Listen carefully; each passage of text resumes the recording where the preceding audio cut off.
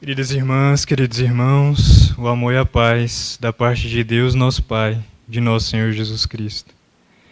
É com alegria que voltamos a essa casa que gentilmente nos oferece a oportunidade de partilharmos o pão sagrado da vida, que é a mensagem de nosso Senhor Jesus, que alegra os nossos corações, que alimenta as nossas almas, e isso é motivo de muita satisfação para nós, pelo que eu agradeço ao convite gentil da casa, a toda a coordenação, os trabalhadores do Centro Espírita Humberto de Campos, a sua equipe de trabalhadores abnegados, reencarnados e também os desencarnados, rogando ao alto, especialmente a esse meigo Rabi da Galileia, que nos inspire, com a sua sabedoria, com as suas reflexões, especialmente acerca deste tema da noite, que é o registro, na verdade, de uma fala de Jesus, que está em João, capítulo 16, versículo 33.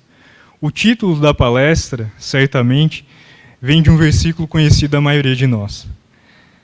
O Cristo diz: eu vos digo essas palavras para que em mim tenhais paz. No mundo tereis aflições, mas tende bom ânimo. Eu venci o mundo. Essa fala do Mestre, que em muitas circunstâncias de desafios, de dores e de aflições, certamente é motivo de consolo, de apaziguamento para as nossas almas, para os nossos corações, ela sintetiza, na verdade, todo um movimento amoroso de Jesus para com seus discípulos, que tem aí o apogeu, o ápice. Sendo então necessário, para bem entendermos, para bem compreendermos o espírito vivo da lição que Jesus nos reserva neste simples versículo, retornarmos um pouco e fazermos uma passagem pelo capítulo 16 de João. Jesus inicia esse capítulo dizendo-nos: eu vos digo essas palavras para que não vos escandalizeis. Para que não vos escandalizeis. E quando nós vamos aos originais, tanto no grego como no aramaico, nós perceberemos que essa palavra utilizada ali por Jesus, escandalizeis, tem um sentido muito próximo com não sejam tomados de surpresa, ou não sejam surpreendidos, para que não vos desespereis. Para que não vos desespereis. As palavras que se seguirão a partir dessa exortação de Jesus, ou desse alerta que ele faz aos seus discípulos amados, são palavras difíceis. O Cristo iria anunciar a sua volta para o Pai, o seu retorno à verdadeira vida. Avizinhava-se, então, aquele momento em que Jesus, crucificado, deixaria o mundo para vencer o mundo. No entanto, ele sabia das dores e provações que os seus discípulos amados enfrentariam dali em diante. E ele cuida, então, de consolá-los por antecipação. Emmanuel, comentando esse capítulo 16 de João, no livro Pensamento e Vida, lá na mensagem intitulada de Ouvistes, de número 101, ele irá nos dizer: percebendo que se aproximava a hora bendita de retornar às esferas celestes, Jesus não deixou o mundo desamparado. O Cristo não deixou os seus discípulos amados desavisados. Jesus não ofereceu ao mundo uma coroa de flores, uma coroa sem espinhos. Cuidou antes de revelar a vida tal como ela é, no seu caráter mais essencial, de trazer consigo algo que é da condição humana. Alguns teóricos, alguns estudiosos da alma humana dirão até que faz parte do existir humano, da sua condição ontológica, do ser humano, a dimensão da dor e do sofrimento. Não uma perspectiva masoquista, mas para percebermos que, contrariamente ao discurso hegemônico na nossa cultura atual, de um hedonismo como um imperativo categórico, do usufruir a vida, do buscar sempre as sensações, as experiências que nos ofereçam todo o tipo de prazer em sua mais alta intensidade, ainda que para isso tenhamos que abrir mão ou negociar com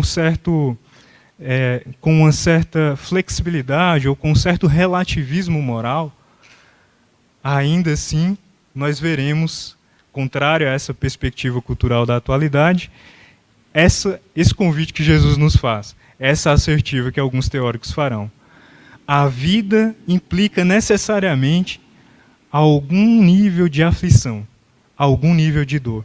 E essa não é uma notícia ruim, não é uma notícia pessimista. Porque, conforme construiremos um raciocínio nessa noite, nós entendemos que a dor e o sofrimento, cumprindo o seu papel pedagógico, cumprindo a sua razão e finalidade educativa para o ser imortal, ela é, na verdade, uma bênção divina. Mas isso só é possível de ser compreendido a partir de um novo paradigma inaugurado pelo senhor Allan Kardec no século XIX. A realidade da imortalidade da alma. Somos espíritos indestrutíveis, somos espíritos imortais. Sem essa perspectiva é impossível compreendermos as palavras de Jesus. Tende bom ânimo, pois eu venci o mundo. Tende bom ânimo, pois eu venci o mundo. Retornando então a João, nós entenderemos a assertiva que Emmanuel nos traz, ao dizer-nos: Jesus não ofereceu ao mundo uma coroa de flores, uma coroa sem espinhos. Isto é, Jesus não nos ofereceu, através da sua mensagem, uma revelação que fosse fantasiosa, uma revelação que fosse ilusória. O Cristo nos apresentou a realidade de um mundo de provas e expiações tal como ela é, cheia de desafios, cheia de aflições. Mas o Cristo nos diz: tende bom ânimo. O que se segue a partir do versículo 1 do capítulo 16 de João é Jesus revelando uma série de dores e aflições que os discípulos enfrentariam. Serão expulsos das sinagogas. E aí recordemos, para o judeu, a sinagoga, o templo de pedra, ele tem uma simbologia, um significado muitíssimo relevante. Alguns rabinos, alguns estudiosos, inclusive, chegavam a dizer que a prece ela só teria efeito se fosse realizada dentro da sinagoga, porque este era o local de conexão do humano, da criatura, com o Criador, do humano com o sagrado. Fora dali não teria efeito, portanto, toda tentativa que o humano fizesse de alcançar a Deus. De modo que, para um judeu, ficar sem a sinagoga significava enfrentar uma dor da separação, a dor do apartheid, a dor de se ver desconectado da matriz amorosa que o gerou. Jesus está dizendo isso para os discípulos. Em nome da minha mensagem, vocês serão expulsos das sinagogas. Serão perseguidos, alguns apedrejados, outros inclusive mortos, a favor do serviço que eu os confio. Esse é o anúncio de Jesus para os seus discípulos. Mas talvez o que mais gerou naquelas almas uma inquietação profunda foi a revelação de Jesus. Está chegando o momento em que eu terei que voltar para o Pai e permanecer com o Pai. Porque Jesus sabia que no momento que ele voltasse para Deus, na sua ausência física, aquelas almas sentiriam a sua falta, a dor da saudade. Jesus não nega esta realidade. Quando nos afastamos de corações queridos, de corações amigos, de corações aos quais nós devotamos algum nível de afeto, isso dói. A separação, a saudade dói. Ainda assim, Jesus diz a eles: tende bom ânimo. Aliás, esse é um fato muito interessante de destacarmos nessa mensagem. Nesse mesmo capítulo 16 de João, Jesus cuidará de revelar aos discípulos que ele mandaria um consolador. Recordemos que ele faz isso também lá atrás no capítulo 14. Se me amardes, guardareis os meus mandamentos, e eu cuidarei de mandar um consolador para vós, e ele estará convosco até o fim dos tempos, e cuidará de revelar todas as coisas que nesta ocasião não puderam ser ditas ainda, porque não foi chegada a hora. Em termos bem simples, Jesus, como um exímio, como um incomparável pedagogo que era, tinha perfeita consciência que a maturidade espiritual daquela coletividade não estava preparada ou pronta para receber a mensagem, a revelação da verdade de maneira pura e integral, como mais tarde estivera, na ocasião da vinda do Consolador prometido por ele à Terra. No século XIX, nós sabemos, no ano de 1857, essa promessa que Jesus houvera feito aos seus discípulos é cumprida. E nós veremos aquela multidão, aquela outra coletividade de espíritos luminares concretizando essa rogativa, ou melhor, essa promessa de Jesus, na ocasião em que, através das mãos abençoadas do senhor Allan Kardec, há a publicação de O Livro dos Espíritos. A partir dali, então, nós poderíamos ver essas verdades que Jesus houvera anunciado, porque o Cristo é, na condição de Messias, uma síntese da lei divina. A revelação está toda nele, mas a compreensão dessa revelação, o desvelar dessa revelação, ele não se completa com Jesus. Há a necessidade de Kardec, há a necessidade dos Espíritos. Como que a nos dizer, ou fazendo eco aqui, na verdade, há uma fala do Emmanuel, Jesus é a porta, Kardec é a chave. Sem Kardec é impossível compreendermos o espírito vivo da mensagem do Cristo, como nós veremos mais adiante.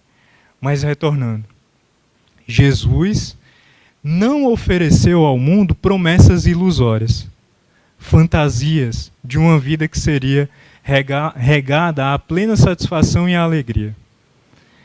Martin Heidegger, que é um grande filósofo do século XIX e XX, materialista, vai inaugurar uma escola de pensamento que terá exatamente nesse materialismo a sua dedicação absoluta, isto é, para a compreensão desses pensadores, o que há depois da vida do corpo físico é irrelevante, tal como o que há antes dela.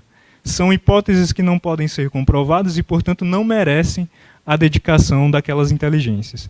De modo que eles vão refletir apenas sobre o aqui e agora, sobre a existência humana durante essa passagem pelo corpo físico. Heidegger, no seu livro Seria o Tempo, ele irá dizer-nos, como que fazendo eco a um pensamento que não é dele, é lá da época do arcadismo, o pensamento do aproveitai o dia, carpe diem, e que em si traz, de certa forma, alguns fragmentos de verdade. É necessário, sim, nos portarmos na vida, conscientes das oportunidades que são chegadas para nós no nosso dia a dia e sabermos aproveitá-las. É necessário termos responsabilidade sobre o tempo que nos é oferecido como um empréstimo divino, como um tesouro sagrado, e zelarmos das horas do nosso dia. No entanto, essa interpretação de que a vida ela se inicia com a formação do corpo físico e se encerra com a sua destruição, ela pode levar, como Kardec irá nos apontar, ao longo de toda a codificação, nos lembramos especialmente do livro O que é o Espiritismo, ele nos dizendo que a função, a finalidade da doutrina espírita é vencer o materialismo, destruir o materialismo, porque é esse materialismo a principal causa do desespero humano, a principal causa do escandalizeis. Recordemos Jesus no início do capítulo 16. Eu vos digo essas palavras para que não vos escandalizeis, para que não vos desespereis. A revelação de Jesus da imortalidade da alma, ela passa justamente por entendermos o caráter consolador da sua mensagem. Aliás, é esta realidade da imortalidade da alma a síntese da consolação do Cristo. Por isso o Consolador prometido vem finalizar a tarefa que Jesus houvera começado, iniciado, naquele momento com seus discípulos. Naqueles instantes em que Jesus iniciara ou começara a consolar aqueles corações por antecipação, porque ele sabia das dores e aflições que eles enfrentariam, Jesus inicia um processo que se concretizará 19 séculos depois, com a vinda da doutrina espírita.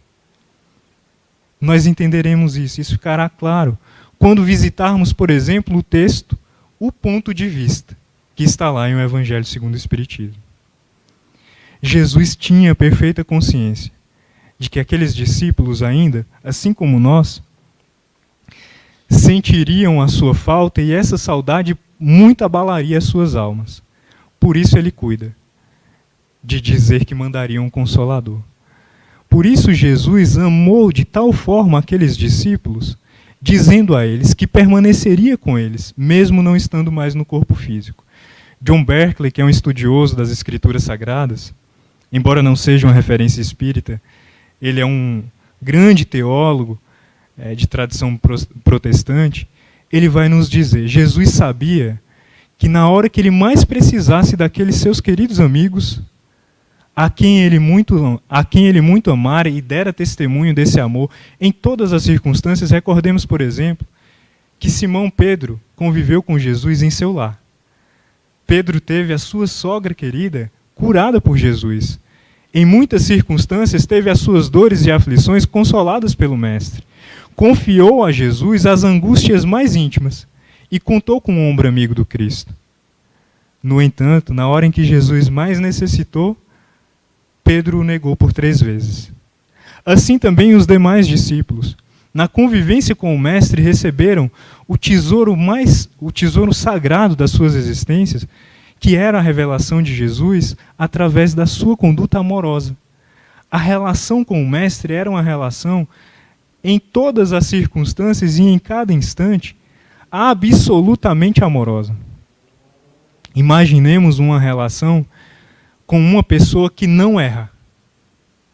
Jesus em nenhum momento cometeu um erro sequer. São Luís, acerca do Cristo, vai nos dizer no livro, na Revista Espírita, aliás, de 1862, se não me engano, que Jesus, ele alçou todos os degraus da evolução espiritual. Kardec, ele faz, de maneira didática, evidentemente, uma escala espírita, onde ele vai elencar as diferentes categorias nas quais nós poderíamos estar inseridos enquanto espíritos imortais. Categorias evolutivas. Somos criados simples e ignorantes, temos uma destinação: a nossa comunhão com Deus, a nossa reintegração com a consciência amorosa que nos gerou. Nesse percurso, vamos avançando em moralidade, em inteligência, e passamos por aquela primeira categoria dos espíritos imperfeitos, onde o mal predomina, onde o mal impera ainda. Depois, avançando um tanto mais em inteligência e moralidade, atingimos a condição de espíritos superiores, para que, no fim da escala, sejamos considerados espíritos puros, aqueles que não estão mais submetidos ou vulneráveis ao erro, aqueles que não são mais escravizados pelas vicissitudes da matéria, que, estando no corpo físico, estão sujeitos a equívocos, a deslizes, a quedas. O espírito puro, ele não erra. Mas é interessante notarmos que São Luís nos diz mais, que dentro dessa condição de espíritos puros, ainda durante algum tempo haverá possibilidade de avançar, de se aproximar ainda mais de Deus. Porque no último estágio da condição de espíritos puros estão aqueles Messias. São espíritos que avançaram tudo o que necessitavam de avançar e agora cooperam com Deus como co-criadores do Senhor, dedicando todo o seu tempo e toda a sua existência a servir a Deus, sem a possibilidade de erro. De modo que Jesus, em nenhuma circunstância, errou. As doutrinas do mundo, as ciências do mundo, as filosofias do mundo, são conhecimentos perecíveis, são saberes transitórios, que frequentemente serão atualizados. Têm o seu espaço, são extremamente valiosos. No entanto, estão fadados a um fim, a terminarem. Porque é uma revelação perecível, é uma revelação parcial. Jesus é a luz imperecível do mundo. Jesus traz-nos verdades que passarão os dias da terra e elas permanecerão na mesma condição de verdades. Jesus é absoluto, em termos mais simples. São Luís nos diz, nesse conjunto de espíritos que estão nesta categoria de Messias, o Cristo, governador do orbe terrestre, é um deles. Por isso, Jesus, ao encarnar, uma vez que nunca havia ocupado um corpo físico no mundo terrestre, na Terra, ele encarna e não reencarna, porque todo o seu processo evolutivo fora feito fora daqui, em outras dimensões, em outros orbes. como Kardec nos revela também, como os Espíritos nos revelam, aliás, através do Consolador Prometido, nos dizendo que há muitas moradas na casa do Pai. Jesus passou por outras escolas. E ao vir à Terra, já veio na condição de Espírito puro, já veio na condição de Messias. Aliás, nos dizem os Espíritos, há mais de 4,6 bilhões de anos.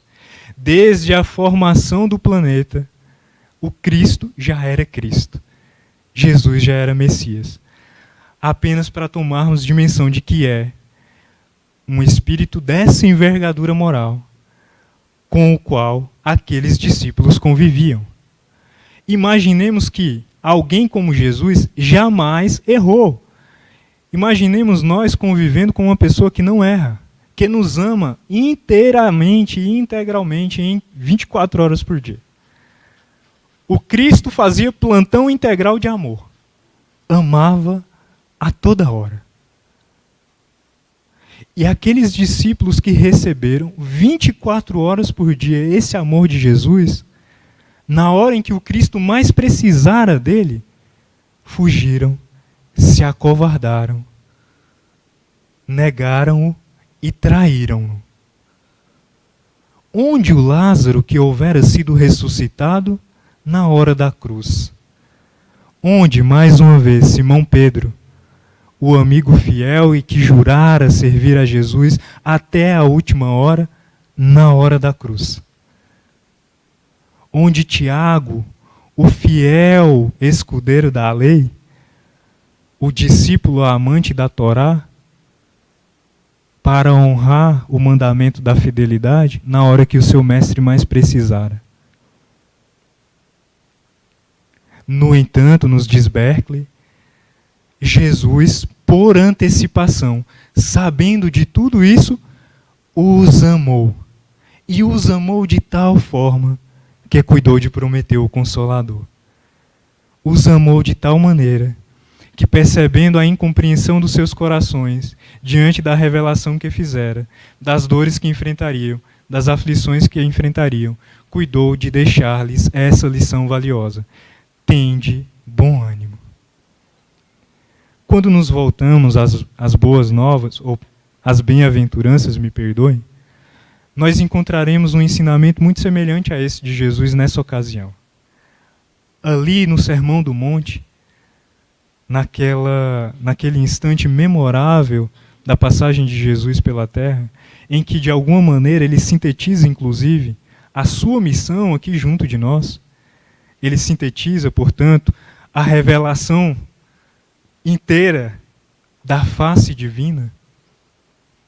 Quando lembramos do momento da transfiguração no Monte Tabor, em que Jesus se transfigura junto a Elias e Moisés, naquele fenômeno mediúnico de materialização, nós entendemos que simbolicamente ali Jesus nos revela a face de Deus.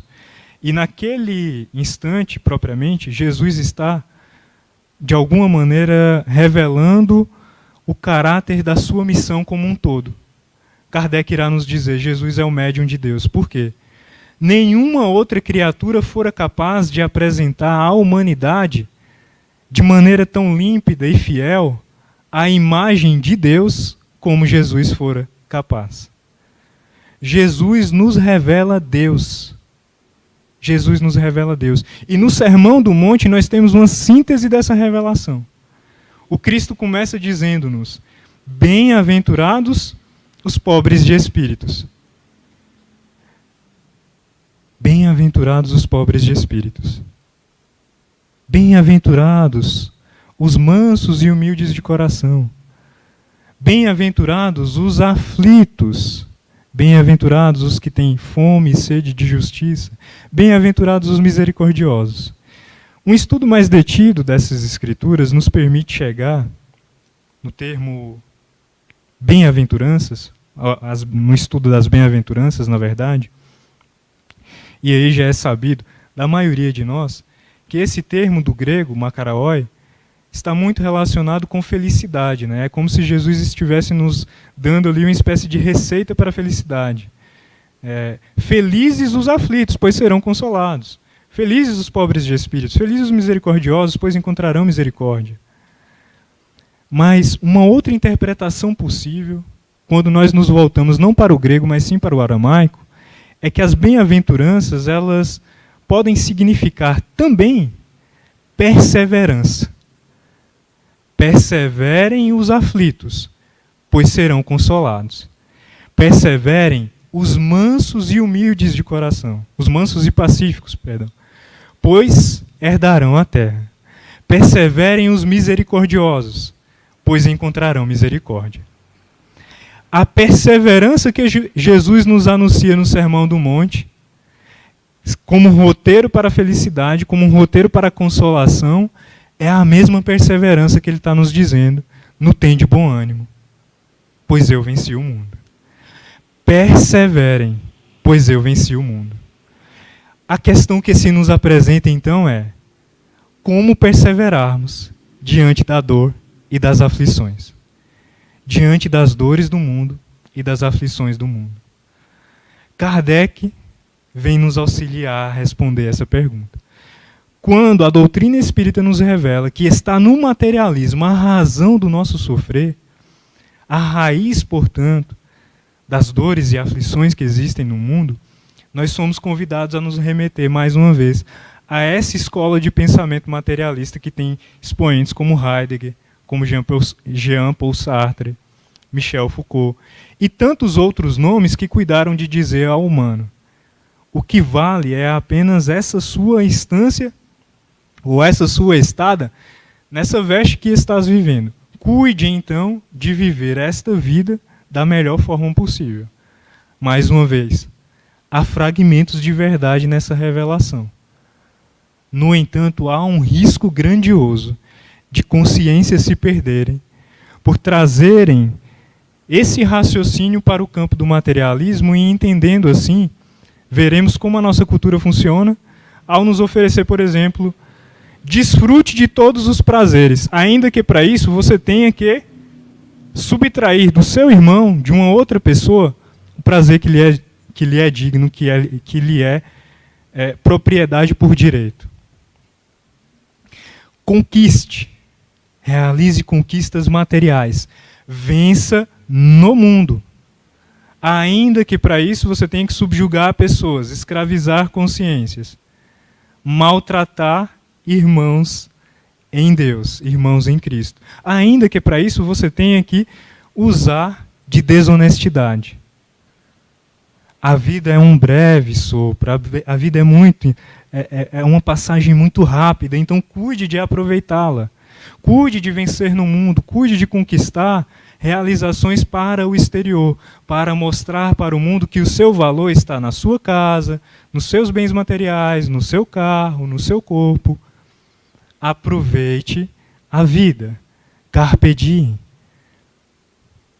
Qual que é o problema desse raciocínio? É que tudo, e aí imaginemos a nossa cultura, né?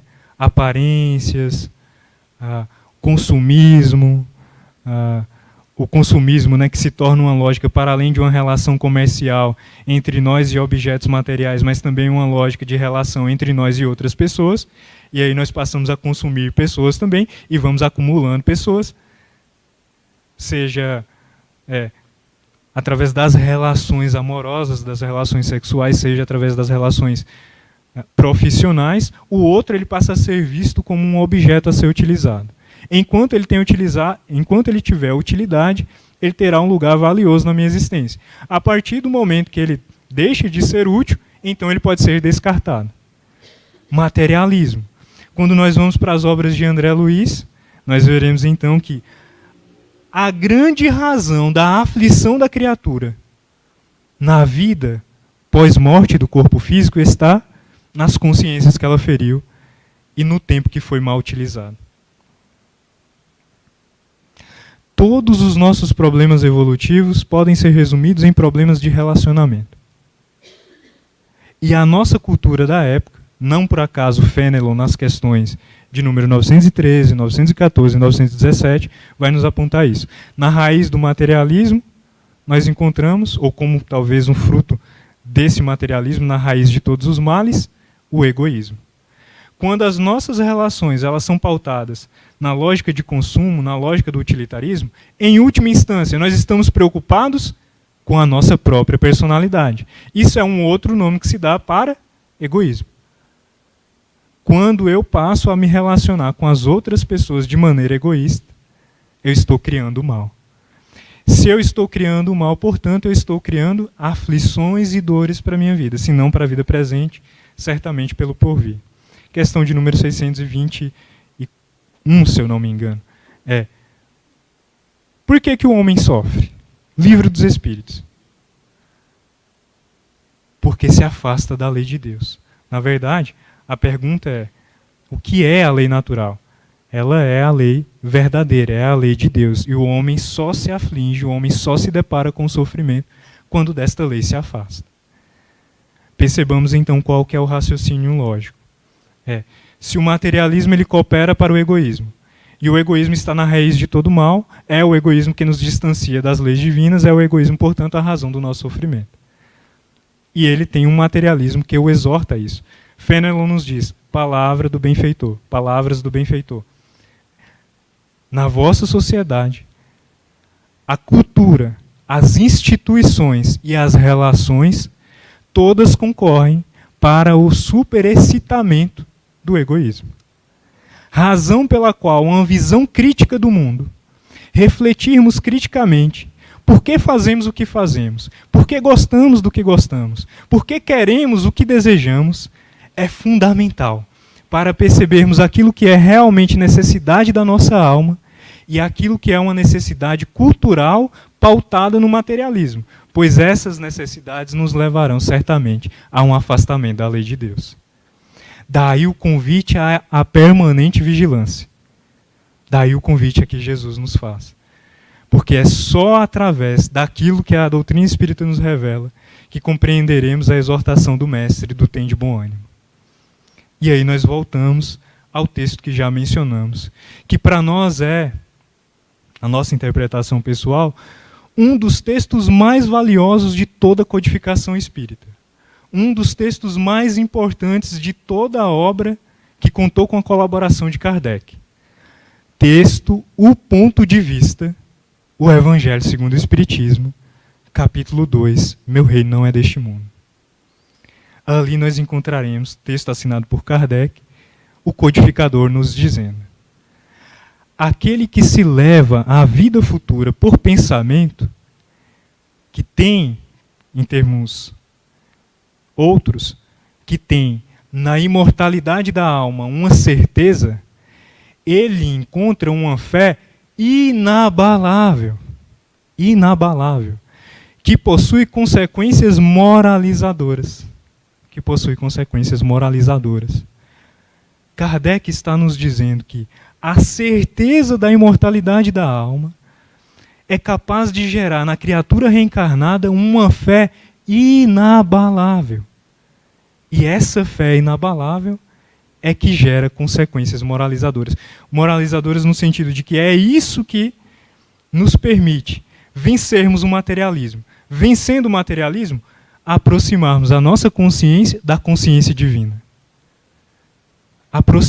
Aproximarmos o nosso pensar, sentir e agir no mundo dos propósitos amorosos de Deus para este mundo. Mas é consciência da imortalidade da alma, não é raciocínio. Um grande desafio que nós temos nas fileiras espíritas atualmente é entendermos que a mensagem de Jesus não é intelecto, é afeto. A mensagem do Cristo é, sobretudo, sentimento. Durante muito tempo, perfiamos por várias escolas religiosas acreditando que bastava compreendermos a mensagem do ponto de vista racional e seguirmos de maneira metódica a lei por ela revelada, que estaríamos então de acordo com a lei divina. Isso, ou desse processo, resultaram as muitas construções institucionais que culminaram num comportamento moralista e hipócrita. O convite de Jesus é outro, porque as suas verdades, a mensagem de Jesus não é moralista. ela é profundamente ética. Isso significa que o convite de Jesus é por um processo de transformação que nasce no íntimo da criatura e que se exterioriza de maneira espontânea e natural. Viver com Jesus e agir moralmente é um processo espontâneo de abrirmos as comportas dos nossos corações para que o amor, como um efluxo divino, transborde através de nós. A criatura é, então, só instrumento, simples e mero vaso, que armazena e comporta e transporta o amor que flui através da matriz amorosa que rege todo o cosmos. Assim, então, nós compreendemos que Jesus nos convida a um olhar não para o exterior, refazendo uma assertiva de Carl Gustav Jung. Aquele que olha para fora, sonha. Quando eu me volto a me preocupar com o comportamento do outro, com as conquistas exteriores, com o meu desejo de vencer no mundo, eu estou me ocupando apenas do que está fora. Jung nos diz, consciência de sono, consciência adormecida, consciência que sonha, mas não despertou ainda. O convite de Jesus é, olhe para dentro. Perceba-se espírito imortal que és. Ter consciência da imortalidade da alma significa perceber-se espírito imortal. E aí Kardec vai nos dizer, nesse mesmo texto, perceber-se espírito imortal significa olhar a vida por um outro ponto de vista, uma outra perspectiva absolutamente diferente. Imaginemos o que é um incidente que pode ser motivo de aflição para nós, de alguém no trânsito, estamos voltando para a nossa casa, um carro se choca com o nosso. Desagradável. Mas o que isso significará para nós daqui a 100 anos? Daqui a 200 anos, uma batida no trânsito. Que dimensão, que tamanho nós daremos a essa dor? Uma pessoa que nós amamos e que nos traiu. Um coração que nós devotamos afeto, investimos, tentamos nutrir uma relação saudável e recebemos a traição. O que significará isso daqui a 3.000 anos? Daqui a 5.000 anos? O que simbolizará isso para mim, essa dor, daqui a 10.000 anos? É um outro ponto de vista. Nos diz Kardec, nesse mesmo texto, aquele que contempla a existência a partir do paradigma materialista é como que um transeunte passeando por uma cidade e contemplando a altura dos edifícios, as pessoas que ocupam os altos cargos, e ele percebe então a sua pequenez. Quem olha para a vida, no entanto, do ponto de vista da imortalidade da alma, é como que aquele sábio que contempla ao longe uma cidade do alto de um monte, do alto de uma montanha. Imaginemos o que é observarmos o Burj Khalifa, um dos maiores edifícios da atualidade. Mais de 400 metros. Da sua base. Talvez sequer consigamos, dependendo do clima do dia, percebermos a ponta desse edifício. Agora imagine o que é contemplar o mesmo edifício sobrevoando o alto de um helicóptero. É um outro ponto de vista. Toma uma outra dimensão. Isso é fundamental para nós entendermos o tem de bom ânimo de Jesus. Porque o Cristo ele não está nos dizendo, como Emmanuel nos revela, o Cristo não está nos prometendo uma coroa de flores, uma coroa sem espinhos. Jesus é realista. Ele está nos dizendo, no mundo vai doer, vai ter aflição. Quando um ente querido voltar à pátria espiritual, isso vai doer, a saudade dói. A traição dói. O desapontamento, a decepção, a frustração dói. Os nossos erros geram culpa. Os nossos equívocos, as nossas quedas doem. Por um processo narcísico ainda sentimos os baques da queda. No entanto, o que Jesus está nos dizendo? Tem de bom ânimo, no sentido de, contemplando por um outro ponto de vista, dê a essa dor a sua real dimensão. Recordando a nossa fala lá do início. Eu vos digo essas palavras para que não vos escandalizeis, para que não vos desespereis. A dor existirá, o sofrimento baterá à nossa porta. Mas com o Cristo e a realidade da imortalidade da alma revelada-nos através da doutrina espírita, nós não nos desesperaremos. Nós teremos todos os instrumentos de que necessitaremos para continuarmos a marchar, para continuarmos a caminhar, para perseverarmos, portanto. Mas aí eis a distinção de onde se inicia esse processo. A distinção entre o que é supérfluo e o que é necessário. Parte disso o início da nossa consolação. E esse é o primeiro efeito de se perceber espírito imortal. É a lucidez de percebermos o que é realmente essencial na nossa vida. Nos nossos hábitos, nas escolhas que fazemos, nas decisões que adotamos, o que é verdadeiramente essencial para eu, espírito imortal. O que é realmente que necessitamos? Quais são as necessidades profundas da nossa alma? Tudo deriva daí. Uma necessidade universal que todos nós temos.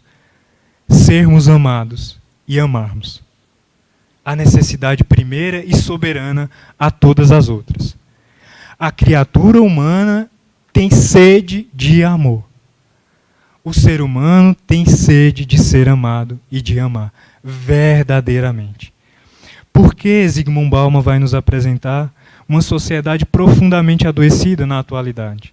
Não que seja muito diferente do que fora no passado, mas hoje nós temos o emergir, e por isso o momento de transição é esse momento onde tudo isso se faz de maneira mais consciente, de maneira mais intensa, justamente para que gere um andor que seja uma espécie de sirene a alertar-nos. É necessário mudarmos o nosso ponto de vista em relação à vida. É necessário olharmos por uma outra perspectiva. Bauman vai nos dizer, relações líquidas adoecem. Aquilo que falávamos lá no início. Relações pautadas numa lógica utilitarista e consumista adoecem. É fruto, evidentemente, da forma como nos organizamos enquanto sociedade, do nosso sistema de produção social. Mas aí é preciso recordarmos Fénelon. A criatura, por isso estamos no mundo de provas e expiações, quando reencarnada nesta conjuntura, neste cenário, ela tem um convite, que é de testemunhar através do sacrifício e renúncia própria um outro ponto de vista, uma outra compreensão da realidade. É caminhar contra a maré. É, de fato, enfrentar um Golias, tal como Davi. Por quê? Nós teremos as nossas leis, as nossas instituições e a nossa cultura nos convidando a uma outra perspectiva. Isso parte, porque falávamos, né, já caminhando para o nosso encerramento, porque nós falávamos da necessidade de distinguir o necessário do supérfluo. Porque quando nós prestamos um pouquinho de atenção, palavras de Humberto de Campos, de ordinário, a grande maioria, tem exceções, evidentemente, mas a grande maioria de nós, a maioria do ser humano reencarnado na Terra, não é perverso, é ignorante. A gente é desajeitado. A gente é desajeitado. A gente não sabe muito bem o que a gente quer, e aí a gente se perde na busca por atender essas necessidades. Não é por acaso que os Espíritos nos colocam que o autoconhecimento é a chave para a autolibertação. Porque a lucidez de entendermos aquilo que é verdadeiramente necessário e distinguirmos isso do que é descartável, ela nos possibilita vivermos no mundo, aí tudo isso que nós já conversamos, né? Amando de maneira espontânea, de maneira mais fácil, de maneira natural, vencendo o egoísmo como uma consequência fácil da compreensão da verdade anunciada por Jesus. Mas isso passa pela criatura conseguir perceber suas reais necessidades. Quando, então, conscientes de que carecemos de amor, carecemos ser amados e também de amar, nós vamos nos relacionar com outras pessoas por uma outra lógica. O valor do outro para a minha existência, assim como o meu valor pessoal, não estará pautado em condições exteriores. Nós não nos relacionaremos com as outras pessoas pelos títulos que elas possuem, pelas posses materiais que elas detêm, pela aparência dessas outras pessoas, porque nós sabemos que o valor de cada criatura está na sua condição ontológica de ser filho de Deus. E eu consigo olhar para o outro com um cuidado de perceber que há algo para além daquele corpo, há algo para além daquela personalidade que se apresenta para mim. Isso facilita em muito esse outro ponto de vista, eu me conectar com o outro de uma maneira verdadeiramente amorosa. Porque aí, quando o outro me trair, quando o outro deixar de me agradar, quando o outro me frustrar ou me decepcionar, eu vou entender que essa é uma condição transitória. Eu vou dar à dor deste momento o seu real tamanho. Porque com frequência, meus irmãos, e aí, óbvio, né? Eu digo isso sobretudo a mim mesmo. Nós fazemos com frequência tempestade em copo d'água. Palavras de Kardec. Tudo toma uma outra proporção quando analisado a partir da ótica do materialismo. Questões pequenas, dores que são ou que seriam muito facilmente resolvidas, ganham uma dimensão maior. Na psicologia a gente chama isso de catastrofização. A gente transforma em uma catástrofe um evento que é, na verdade, um desafio pontual. Qual que é a receita, então? Fazermos um exercício, como Santo Agostinho nos convida, todas as noites, de tentarmos relembrar que somos espíritos imortais e percebermos. E aí nós podemos verdadeiramente perguntarmos à nossa consciência, a nossa verdadeira consciência, lá no íntimo, silenciando a nossa alma para os barulhos exteriores, questionarmos-nos o que verdadeiramente necessitamos.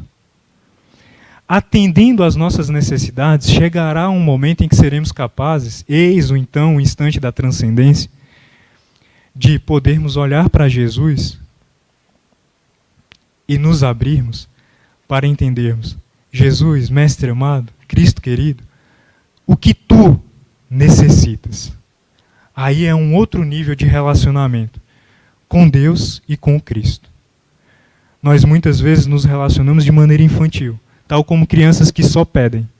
Mas Jesus aguarda de nós o momento em que nos relacionaremos com Ele, na condição de amigos servidores, de amigos que cooperam, de amigos que trabalham juntos. Mas para isso é fundamental termos consciência das nossas necessidades e cuidarmos de atendê-la. Isso é cuidarmos de nós, né? Não transferirmos esta função para o outro, não delegarmos a outra pessoa a função de nos cuidar. Nós chegamos à idade adulta e continuamos nos comportando tal como crianças que ficam esperando os pais cuidarem das nossas necessidades afetivas, das nossas necessidades profissionais, de decisão. Queremos que o outro escolha por nós, queremos que o outro faça por nós. O amadurecimento da criatura, do ponto de vista espiritual, se dá sobretudo por ela aprender a se cuidar. Porque é só a partir daí que nós conseguiremos oferecer algum cuidado ao outro. Nesse aprendizado de se cuidar, contaremos com mãos laboriosas e amorosas cooperando conosco. Recordemos, por exemplo, neste instante, em que muitas mãos invisíveis cuidam dos nossos corações, nos inspirando de maneira incomparável e dando-nos um testemunho de como nós somos amados por Deus. Como nós somos amados por Jesus, que em todos os instantes cuida de nós. Mas este é um grande desafio para nós, inadiável, aprendermos a nos cuidar, percebermos as nossas necessidades e atendermos a elas. Percebermos que a sede de amor que sentimos, tal como Maria de Magdala, não será saciada, o nosso valor pessoal real não estará naquilo que apresentarmos para o mundo. No sexo sem sentimento, sem afeto, sem real sentido. No êxito profissional, às custas do fracasso, do sacrifício e da dor de muitas consciências. Nós atenderemos a nossa necessidade real de amor quando, compreendendo o nosso valor pessoal, a nossa designação pessoal, percebermos-nos cuidados e zelados e amados por Deus e por Jesus, tomando consciência de que não precisamos fazer absolutamente nada para barganharmos o amor de Deus, porque Ele é graça. Ele é dado-nos de graça. Nada que nós façamos vai diminuir o amor de Deus por nós. Nada que nós façamos vai aumentar o amor de Deus por nós. Porque Deus nos ama inteira e perfeitamente. Palavras de João, capítulo 8. Deus é o perfeito amor e o perfeito amor lança fora todo temor. A nossa aproximação da consciência de Deus, o nosso processo evolutivo, ele diz respeito apenas a uma condição, aquela de compreendermos, de alargarmos os horizontes da nossa consciência para percebermos melhor esse amor de Deus, que é imperecível, diferentemente das condições do mundo, perenes. Aí, então, nós entendemos o que faz uma alma como Alcione ser para nós um exemplo de uma figura que, tal como Jesus, não venceu no mundo, mas venceu o mundo. Nos anais, nos registros da história da humanidade, nós não encontraremos nenhuma personalidade famosa com o nome de Alcione.